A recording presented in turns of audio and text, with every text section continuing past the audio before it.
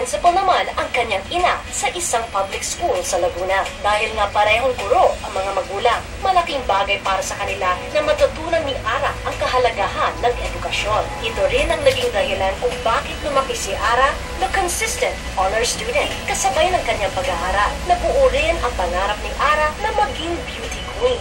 Dahil sa paghahangad na mapatunayan ang sarili. Ngunit hindi naging madali ang pag-abot sa kanyang pangarap. Yung una, tutol ang kanyang mga magulang na sumali siya sa beauty contest. Dahil matagal naging dependent si Ara sa pamilya, nangamba ang kanyang parents na hindi kayanin ni Ara ang mga posibleng challenges na kaakibat ng pagiging beauty queen. But now, Ara has proven na kaya niya makipagsapalaran at lumaban sa ngalan ng pangarap. Ngunit, ang big buzz, is Ara ready to conquer the universe? Handa ba siyang makipagsabayan sa iba pang kandidata? Handa ba siyang harapin ang pressure at expectations ng buong bansa? Ang mga taong tumulong kay Ara, her trainers, and her co-beauty queens, buo ang paniniwalang handa na ang pambato ng Pilipinas to be the next Miss Universe. Ang ability to compete, pwede na. Pinipilit niyang ma-attain yung level na ina-expect mo sa kanya. Huwag pinag-uusapan kaya dapat. Kailangan namin siyang i-diet, so super big time diet, kahit sobrang siyang payat na, as long as nandun pa rin yung little taba on the lower abs. Ara naman kasi is very determined to win. If she follows what I'll tell her, driven siya. That attitude, I think she'll do better and she'll do great. Hindi siya naapektuhan ng kung anong sinasabi ng mga tao or para sa kanya, her task is to win the crown. You won because you are who you are. I know you're complete already sa beauty queen. Ngayong hapon, our Miss Universe Philippines, Ara Arida, live! Mga kapamilya, Ara Arida ready to conquer the universe! Welcome back to The Buzz! Hi po, Miss Charlene. Hi! Alam mo, Ara, last time I saw you, now you even look even more beautiful. Thank you. Siguro, I'm more inspired ngayon and mas excited talaga ako na pumunta na po and mag-compete sa Russia. Sa Miss Universe. Pero bago natin pag-usapan yan, let's go back a bit because I know, Ara, from the very beginning, ang mga magulang mo was against you joining beauty pageants, diba, for you to join. Ano naman ang nagtulak sa'yo at nagbigay ng motivation for you to go on to pursue your dream na maging isang beauty queen? Yung una talaga, sabi ko sa sarili ko kasi, I really strive hard to finish my studies para magawa ko yung mga gusto ko after and yung dream ko talaga. And ay din yung promise ng parents ko sa akin, finish your studies and hahayaan namin ikaw kung ano yung gusto mong gawin. But then, ito na yung time na lumalapit na sa akin yung opportunities na ito na, sasali na ako sa beauty pageant. Biglang hesitant silang pasalihin ako. So, sabi ko, is this really for me? So, pinaglaban ko talaga yun. So, ito po talaga yung totoo. But when did you actually realize na gusto mo talaga? I mean, how old were you at that time? Was there may nangyari? May nakuha ka bang sign? Yes, meron talaga. Hindi, pero sabi ko naman po, nung grade school ako, when I started watching Miss Universe, during po nung kay Miriam, doon talaga ako nagkaroon ng fascination talaga, ng interest talaga to join beauty pageant. Pero hindi ko lang siya magawa kasi po, alam ko, parang hindi mangyayari kasi nga yung parents ko medyo medyo strict. So, inayaan ko na lang siya na akala ko hanggang dream lang. And then, tas eto na po yung time, after nga I finished my studies, tas nag-work na ako, I asked for a sign talaga if this is really for me. Like, and the sign is what? If this person na gusto ko pag-handle sa akin, mag-train sa akin, will ask me to join Binibini. At lumapit siya. Opo, and super siya, unexpected kasi hindi ko po kilala siya personally. Wala so, out of nowhere to? Yeah, talaga? So, talagang it's destiny and meant to be. Hindi ko talaga. That's why you're here now. But Ara, so you were able to prove to your parents at napatunay mo talaga sa kanila na kaya mo maging independent. Now that you've gone so far, achieved so much, gano'n naman sila ka-proud sa'yo? Super po silang proud and ramdam na ramdam ko yun. And I'm so thankful kasi I'm not really naturally, hindi po ako showy person, but this pageant, this title made me more, naging mas close po ako sa kanila. Like before, I can tell them how much I love them talaga. Talaga? But because of this competition ko, mas naging close ako and mas na-feel nila kung gano'n sila ka. So, paano ka naman nila sinusuportahan? Because malapit na ang Miss Universe next month, nagaganapin naman sa Russia. paano ka naman nila sinusuporta?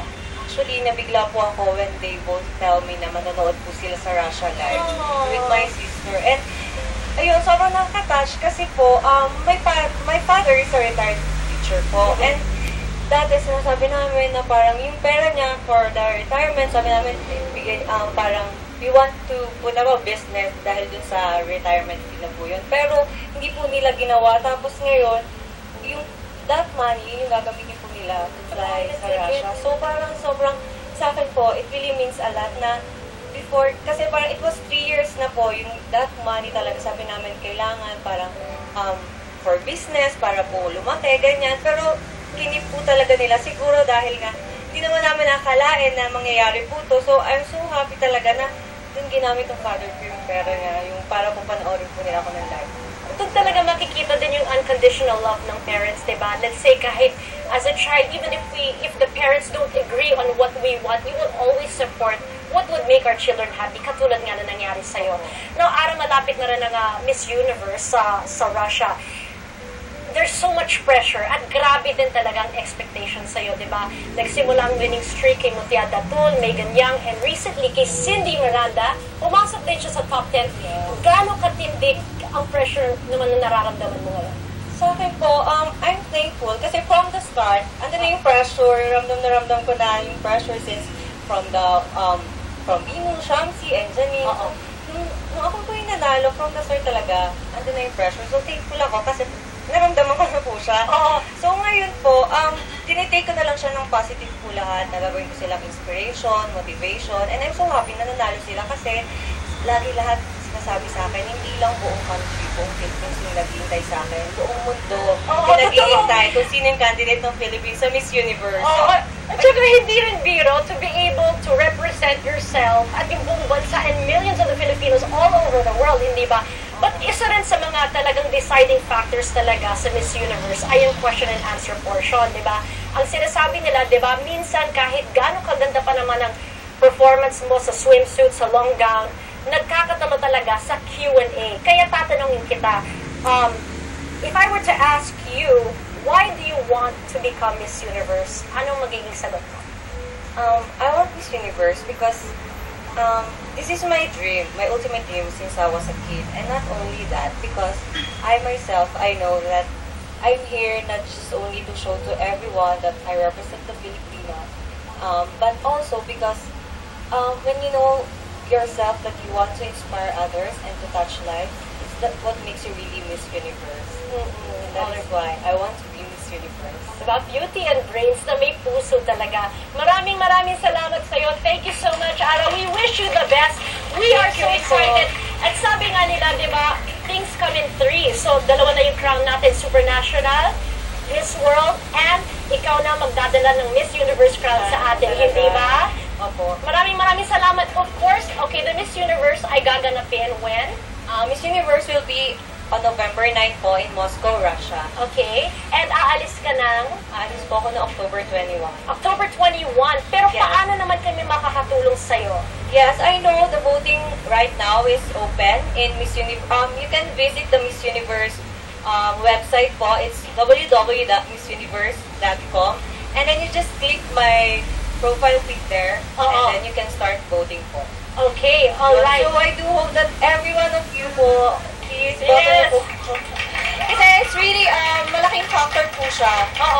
Because what will happen, ilan percent ang magiging parang resulta at makakatulong sa'yo dito? I'm not really sure po, but based on the past, the previous Miss Universe, parang the one who has the highest vote, they get to be included in The top 10. semifinals. Alright. So, gagawin po na natin. great help. Di ba gagawin natin yan mga kabayan, tulungan din natin talaga pumasok si Ara Arida at maging talagang ang third Miss Universe natin, hindi ba? Maraming salamat sa iyo. And alam mo ba, lahat ng mga beauty queens na nag-one-on-one dito sa labas talagang swinerte, di ba? Kaya ika-claim natin that you will be our next Miss Universe. Maraming salamat sa iyo. Thank you! Thank you, Shirley. Thank you po. Thank you sa inyong lahat. At ako po ay nagpapasalamat din kay Pan Quinones, RB Chanco, Mark Familiara, Henry Calayag of H Salon. Follow me on Instagram and Twitter. It's me, Charlene G. Happy birthday kay Nelly Obias, JR Angeles Lito Tejeda, Darius Lopez, May Lopez, Fatima Uy, Mac, Abrenica, and Mar Abrenica. Happy birthday. Would you like to say thank you? I just hope that that every one of you support me po, and like what I've said po, start na po yung voting, so let's start voting. And I want to thank my Binibini family for always being there for me po, especially malapit na yung competition ko. I know masama pressure, so yun po. Sana po tulungan niyo ako, and I'm asking for all your support. Thank you so much. Alright, well once again, good luck and we wish you the best. Maraming salamat. Binibining Pilipinas Universe, Ara Arida. Diyan lang po kayo mga